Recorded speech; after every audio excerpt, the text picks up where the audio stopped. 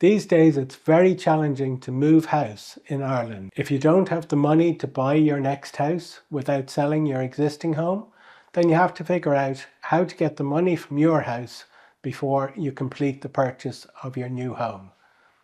For most people, that will involve selling one house, getting the money into the solicitor's account, and then the money goes straight out again to buy your new home. It's called buying and selling your properties simultaneously or on the same day. Other people will sell their house, move into a rental property or move in with friends or family, and then buy their new home. That is a much less stressful way to do it, but it can prove to be quite expensive in an era where house prices are rising very rapidly. So if you think about it, if you own two houses, you are really happy if house prices go up. If you own 0 houses, you're not so happy about that. You're happy if house prices are going down. So the ideal time to move house, if you're going to move into a rental in the interim, is when house prices are falling. At the moment, house prices are going up very quickly. So it's a good idea to buy your new home and sell your existing home on the same day if at all possible.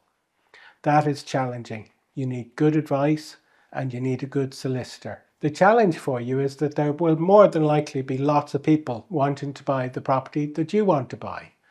And if you have to sell a house in order to buy that property, you're way down the list because the sellers will prefer to deal with a cash buyer or even a first-time buyer with mortgage approval. So they don't want the hassle of trying to deal with somebody who's trying to sell their own property and the extra risk involved in doing that. And as an estate agent, I would generally advise sellers to avoid entering into that situation unless they had to. How do you get into a position where you are the favoured buyer?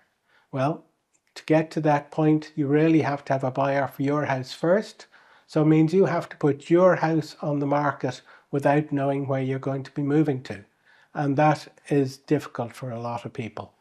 But that's the decision you have to make, because in the current market, it's very, very difficult to buy somewhere when you have to sell your existing home to buy it. Now let's talk about the practicalities of that. Well, it means you have to get your house ready and get it prepared for sale, appoint an estate agent who will be marketing your house. You really should wait until you have offers on your property before making bids on other properties. And ideally, you'd like to be sale agreed on the property you're buying before you go sale agreed on the property you're selling. But yet again, that can be challenging. But if you have good offers on the table and a good estate agent who can explain your situation to the estate agent for the property you are buying, you might have a chance. What we highly recommend is you make some sort of contingency plan so that if your purchase does not go through, you can still complete the sale of your home and move into temporary accommodation for a period of time while you complete a purchase. Because you've gone through all the trouble of finding a buyer for your house, you've put yourself in the perfect situation where you are now a cash buyer for the property you're wanting to buy once your sale completes. But then if you have to pull the plug on that, then you're back to square one.